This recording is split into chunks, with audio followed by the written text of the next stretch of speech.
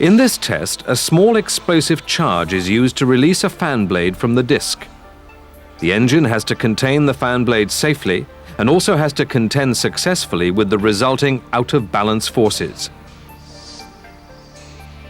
This is a technology in which Rolls-Royce has a clear lead over any other manufacturer. Nevertheless, the fan blade containment test is regarded as an essential demonstration of safety and integrity. 4, 3, 2, 1, quietly.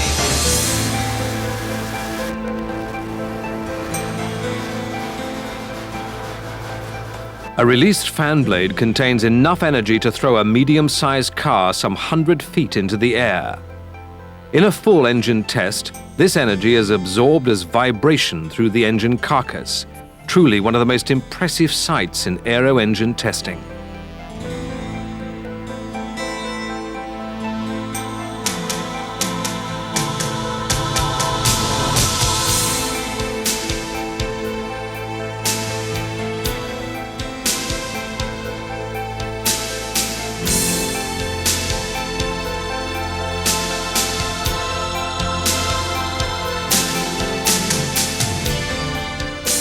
Without any apologies, we'll show that again.